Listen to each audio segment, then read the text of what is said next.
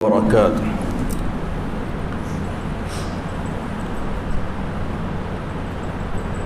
نحمده نصلي على رسول الكريم. أما بعد، فأعوذ بالله من الشيطان الرجيم. بسم الله الرحمن الرحيم. قل ما أسألكم عليه أجرا إلا المودة في القربى. صدق الله العظيم وصدق رسوله النبي الأمين الكريم لمن الشاهدين والشاكرين. تمام تعریف اللہ رب العزت کے لیے سزاوار ہے،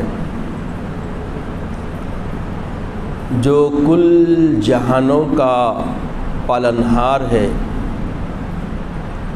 جس کے دست قدرت میں کل جہاں کی بادشاہت ہے، جو چاہتا ہے کر گزرتا ہے، اس کے اختیار کو کوئی روک نہیں سکتا. وہ قدیم ہے، ابد الآباد سے ہے اور ہمیشہ ہمیشہ رہنے والا ہے.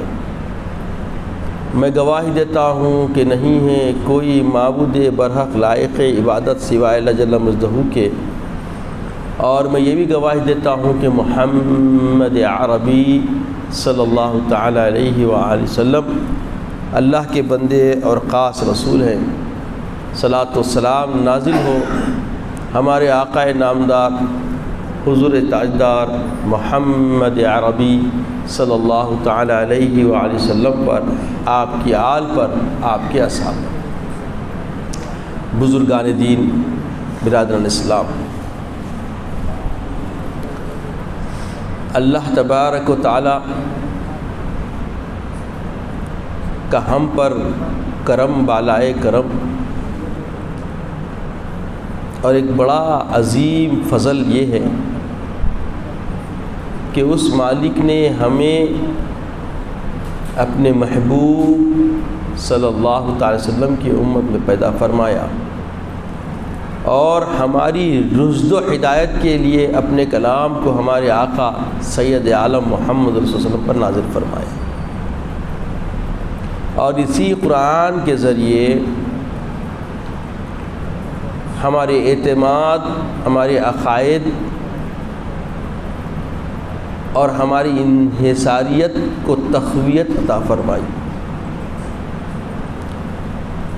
عزیز اور بزرگوں،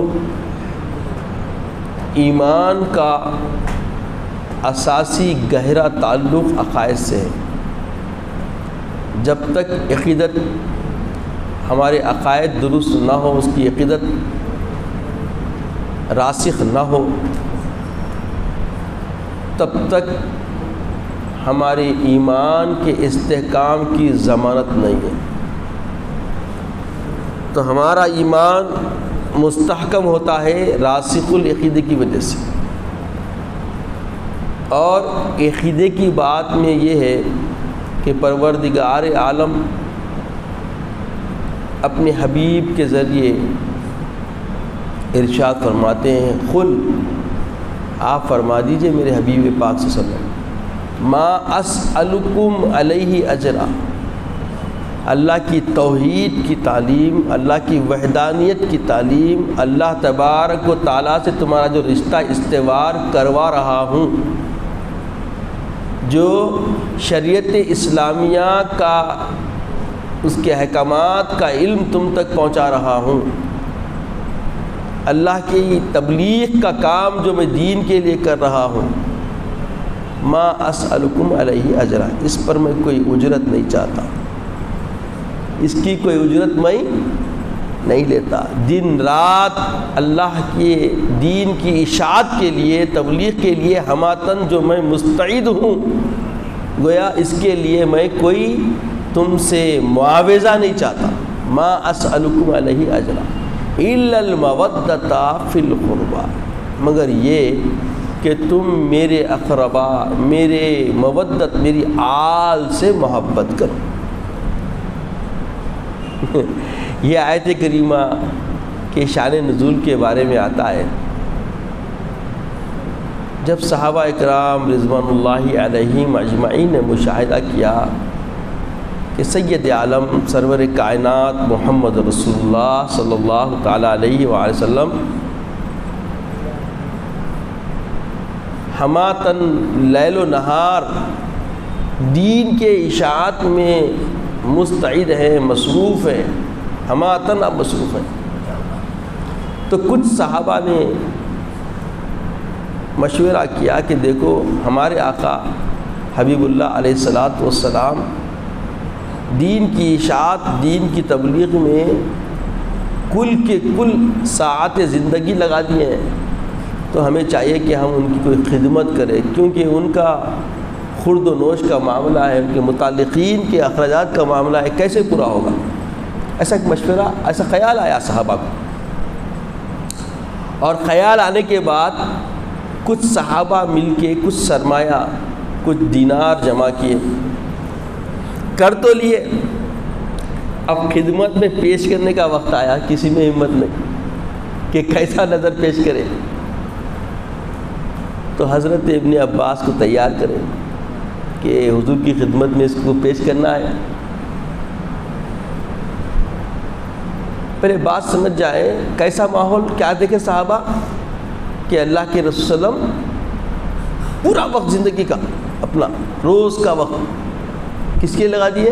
دین کے لیے، دین کی اشاعت کے لیے، دین کی تبلیغ کے لیے، اور دین کی طرف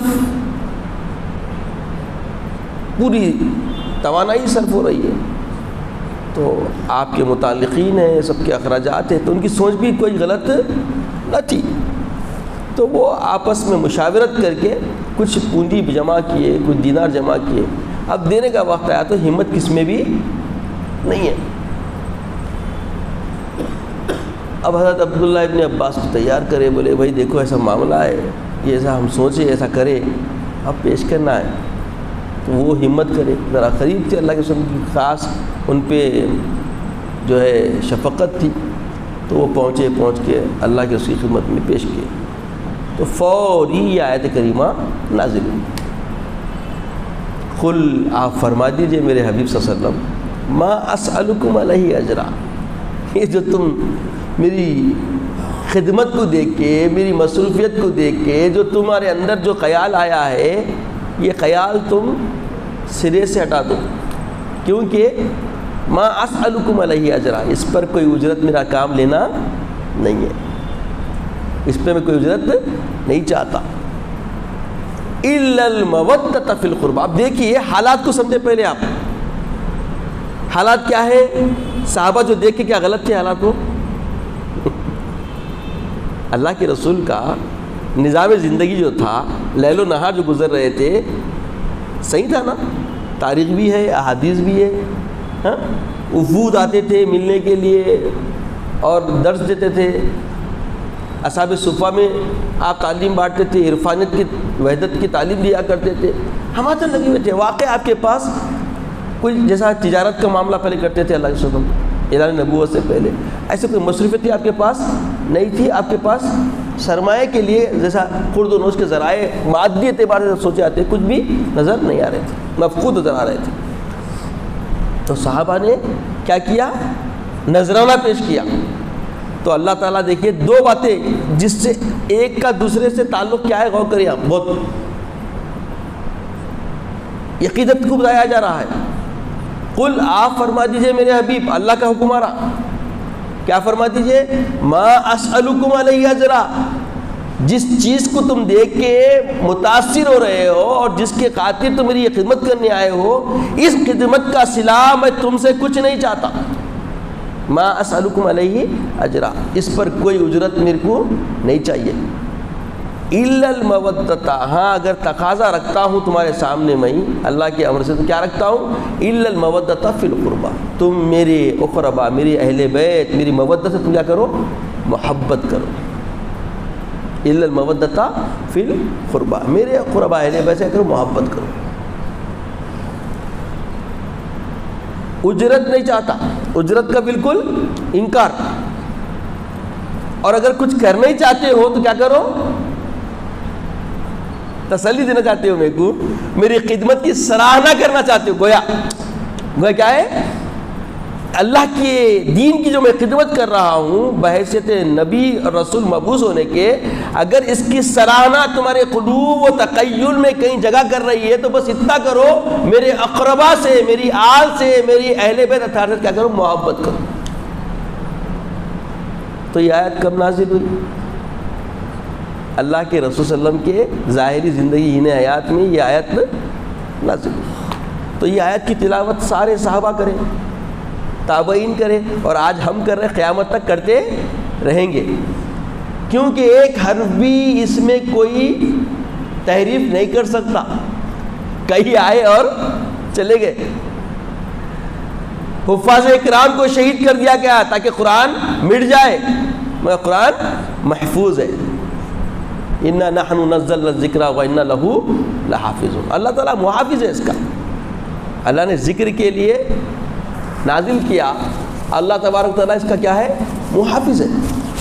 تو اللہ تعالیٰ جب حفاظت فرماتا ہے، جب ذمہ حفاظت کا کون لے لیا؟ پروردگار عالم لے لیا، تو اب اس کے اندر کوئی تحریف تو ہو نہیں سکتی۔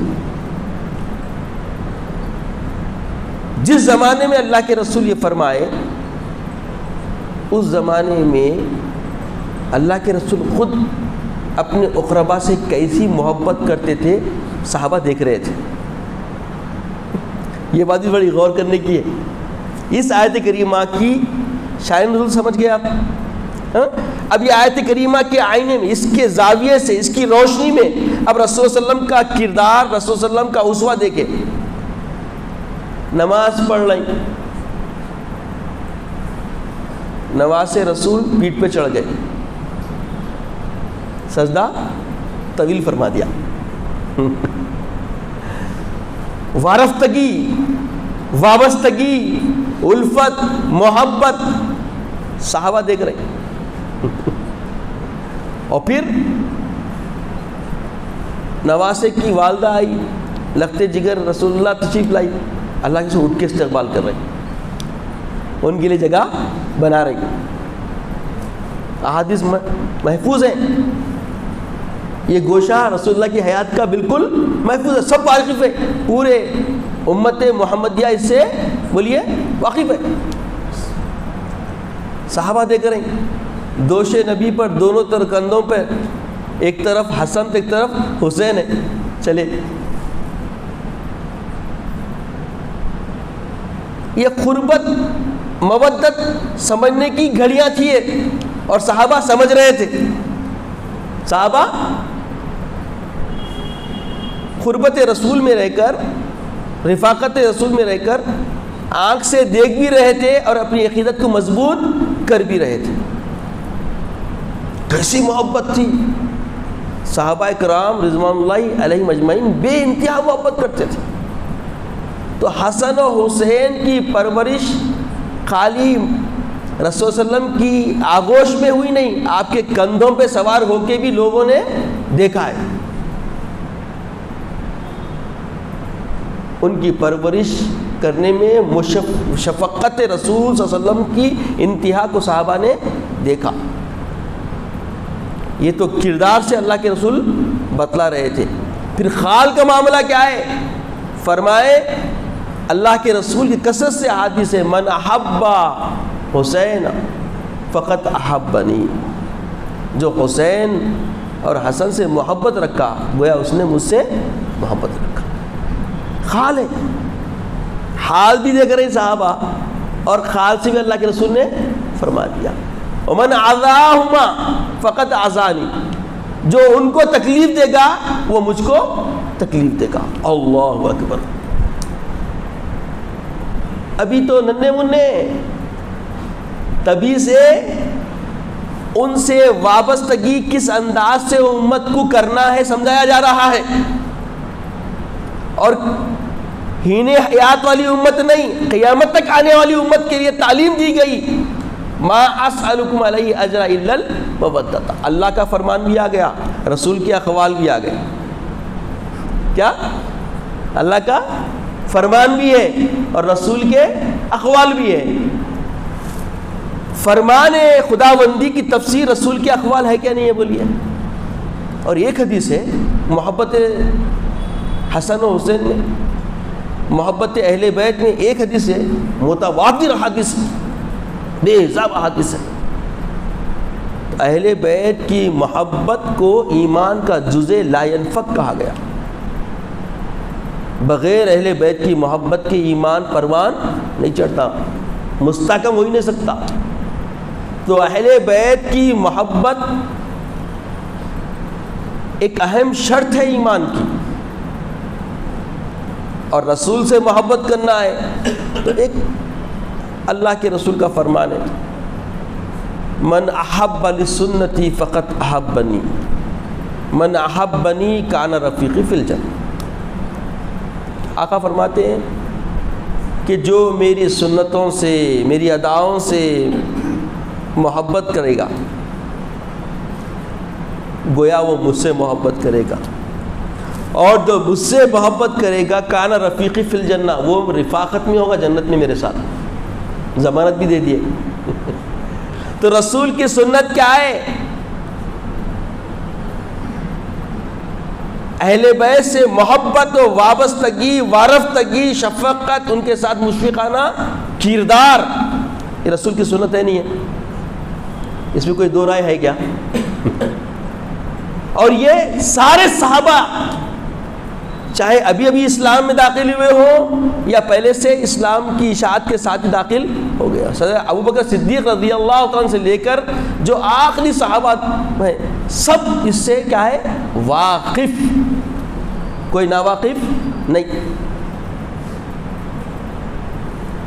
اب غور کرنا یہ ہے, جب اللہ کے رسول صلی اللہ تعالیٰ علیہ وسلم نے اس انداز سے آپ کی پرورش فرمائی, ایک وقت آ گیا آخری خطبہ آپ کا, اس میں دو باتیں بولے کہ تمہارے درمیان میں دو امانتیں چھوڑ کر جا رہا ہوں.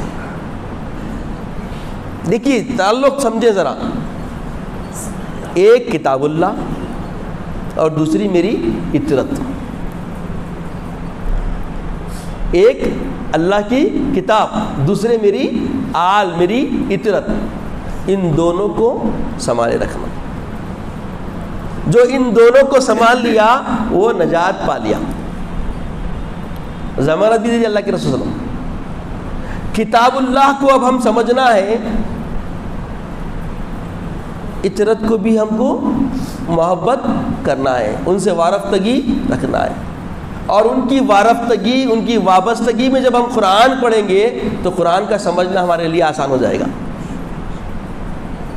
کیونکہ اہل بیت اطہار معاملات میں جو قرآن کے فرمودات ہیں آپ دیکھ لیجئے تو تفسیر ہے اس کی, رواں برابر بھی کوئی قرآن کے اوامر کی مخالفت ان کی زندگیوں میں حبہ برابر بھی, شیبہ برابر بھی نظر نہیں آتی.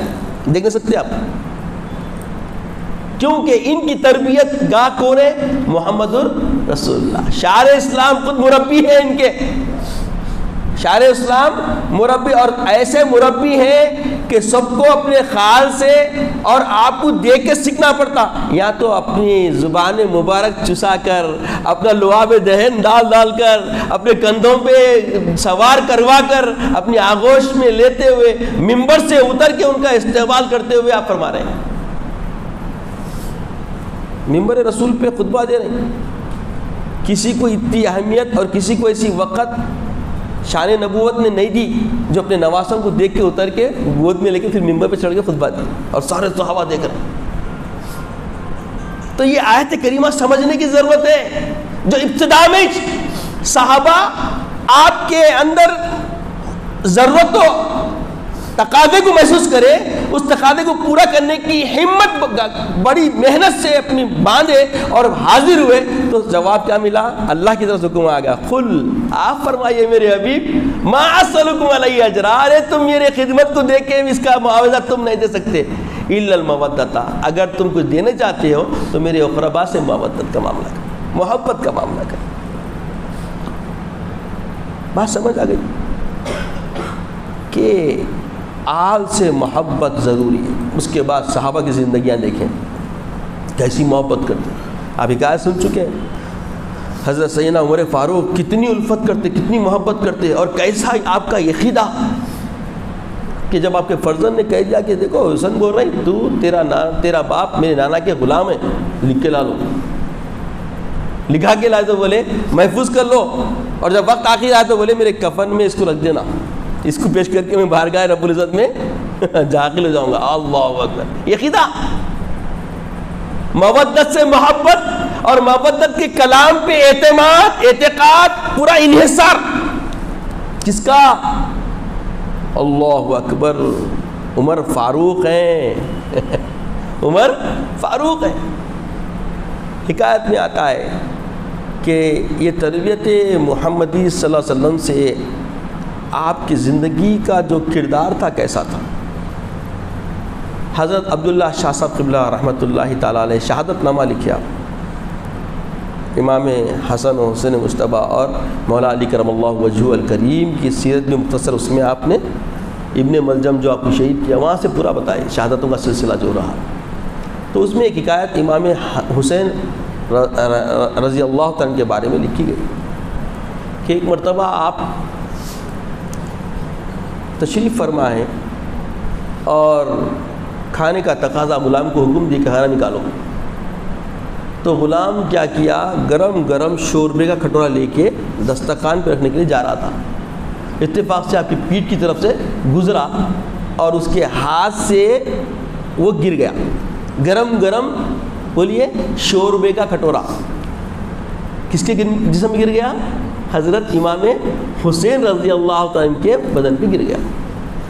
آپ فوری، اب بھائی بشریت سمجھ سکتے آپ، اور کہ حضرت امام حسین بول تو سمجھے، پلٹ کے فوری آپ دیکھیں اس کی طرف، وہ آپ کا غلام تھا، فوری بولا والکاظمین الغیظ، قرآن کی آیت منہ پہ آ گئی اس کے والکاظمین الغیظ، مومن کی مزاج کیا ہوتی ہے؟ وہ غصے کو پی جاتا ہے، غصے کو اب سوچو آپ، گرم گرم شوربے کا کھٹورا آگ پہ گرا، اور آپ جو نظر ڈالے ہوں گے کتنی جلالی تھی ہوں گی یا جمالی تھی ہوں گی، اور جیسے ہی غلام کی زبان سے نکلا، اور غلام بھی دیکھیے موقع پہ چوکا، والکاظمین الغیظ، مومن کی شان یہ ہے کہ وہ صفت والا ہوتا، کیسی صفت ہوتی ہے اس کی؟ غصے کو پی جاتا۔ اب مسکرا دیے، اللہ اکبر۔ بھائی قرآن کی آیت پڑھو، کیا بھی پڑھو، نفس کا تقاضا کیا تھا، ہونا کیا تھا، ہو کیا گیا۔ یہ ممکن ہے کیا عام نفوس سے؟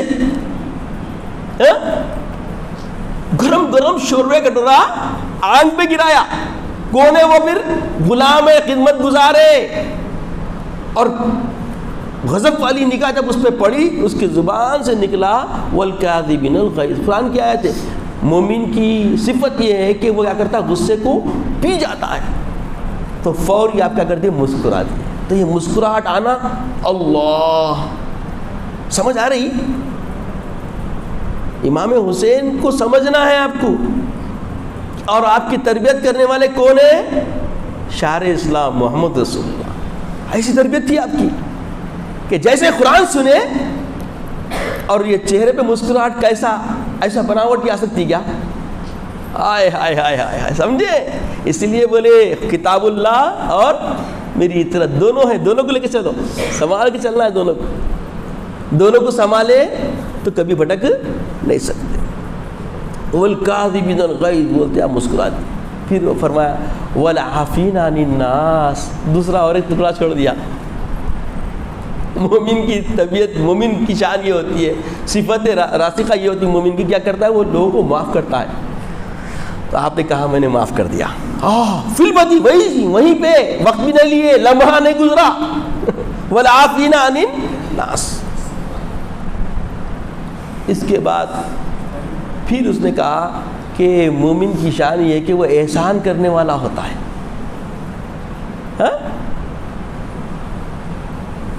محسن ہوتا ہے، وہ احسان کرنے والا ہوتا ہے۔ تو بولے جا، میں نے تجھ کو آزاد کر دیا۔ ابتدا کیا ہوئی؟ خطا، انتہا کیا ہوئی؟ نہ صرف عفو درگزر فرمائے بلکہ اس کو اپنی خیوط سے آزاد بھی فرما دیا۔ اب بولیے ایسی تربیت کسی کی ہے کیا؟ ایسا کردار دوجا کوئی دیکھے کیا آپ؟ اب یہ زمانہ تو تصور بھی نہیں کر سکتے، نہیں ہے نا؟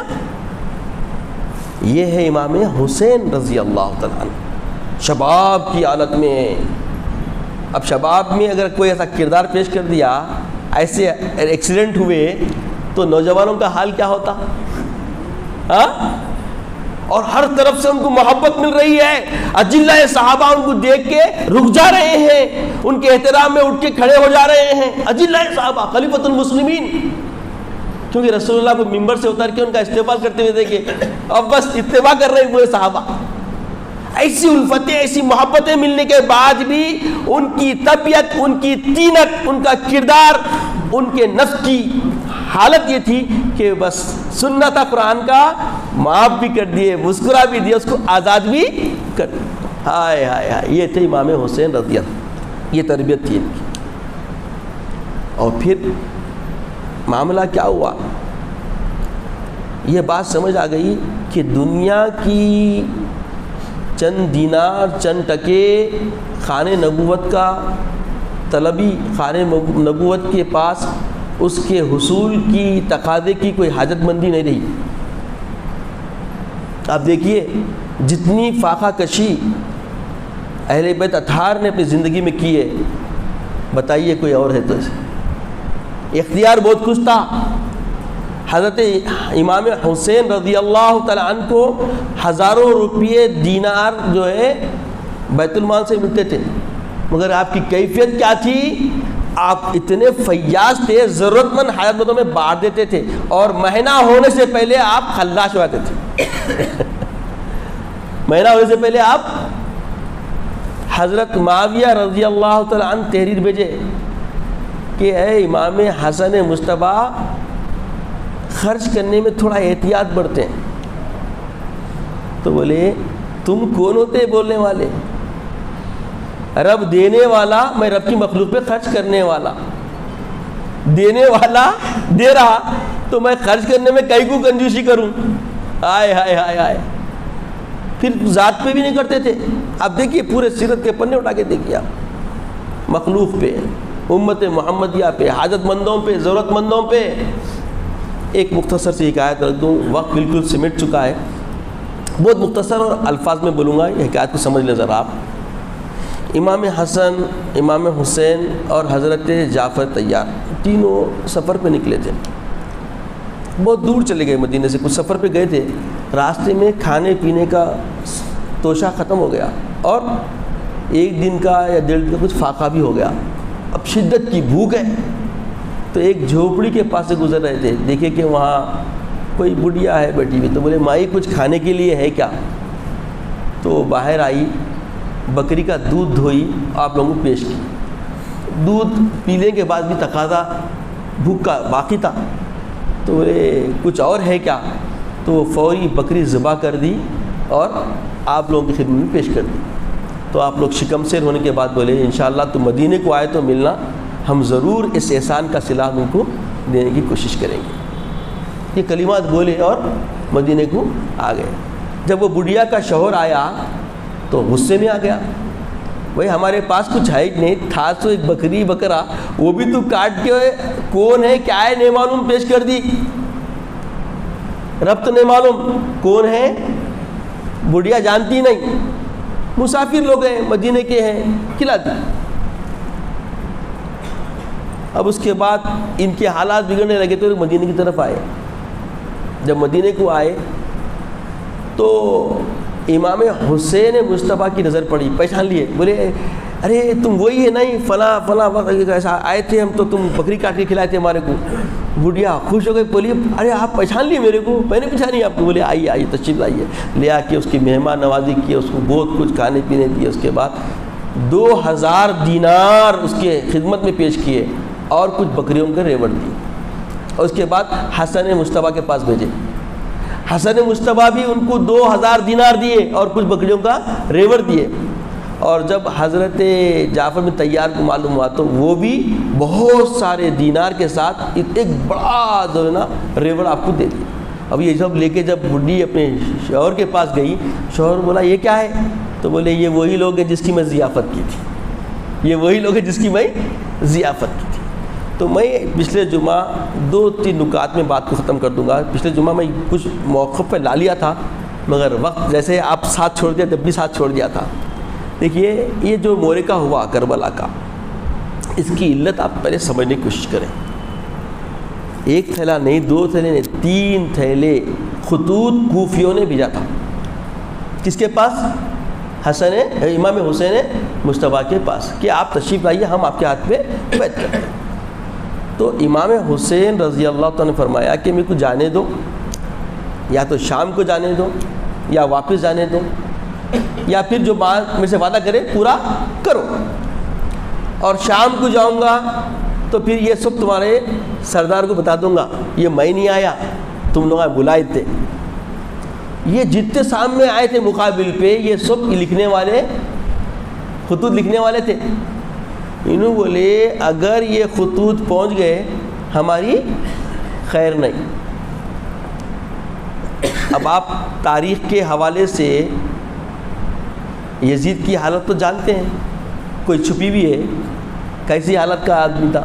ہاں پھر بعد میں شہادت کے بعد میں بھی جو حالات ہوئے، مدینے میں جو معاملات ہوئے، مکے کے جو بے حرمتی ہوئی، کون کرے سب یہ چھپی بھی ہے یا کچھ چیز امت سے نہیں ہے. تو بولے وہ لوگ سے بولے اگر یہ خطوط بچے تو معاملہ یہ، جب شہادت پوری ہو گئی خیمے جلائے گئے. کیوں جلائے گئے؟ تو وہاں بے حرمتی کرنا مقصد نہیں تھا، مقصد تھا وہ 3 تھیلے جلانا. کیا تھا مجھے مقصد؟ وہ 3 تھیلے جلا دینا. اگر ایک بھی بچ گیا، یزید کو معلوم ہو گیا، کسی کی خیر. تو یہ پورا جھگڑا نفس پرستی، انانیت پرستی، خود بینی، دنیا داری کے لیے تھا. اس لیے آقا نے فرمایا الدنیا جیفۃ طالبها کلاب، دنیا مردار ہے، اس کو چاہنے والا کتا ہوتا ہے. تو یہ پورے کتے تھے، پورے کربلا کے میدان میں پورے کیا تھے؟ بولیے کتے تھے. اور کتوں کو اپنی ہڈی کے علاوہ کو سمجھ میں آتا کیا؟ کچھ سمجھ میں نہیں آیا. دیکھیے فرمان خداوندی، اسوے رسول اللہ، اقوال رسول اللہ، کردار صحابہ، اس کے بعد یہ حالات. اللہ تعالیٰ سے دعا ہے کہ اے بار الہ یہ رموز کو سمجھنے کی ہمیں توفیق عطا فرما، ہمارے عقائد راسخہ کی حفاظت فرما، ایمان کی زندگی، اسلام کی زندگی خاتمہ بالخیر عطا فرما، ایمان کی موت عطا فرما، وقت نزا کلمہ طیبہ عطا فرما، اپنے حبیب پاک صلی اللہ علیہ وسلم کا دیدار عطا فرما. سبحان اللہ و بحمدہ، سبحان اللہ العظیم والحمد للہ.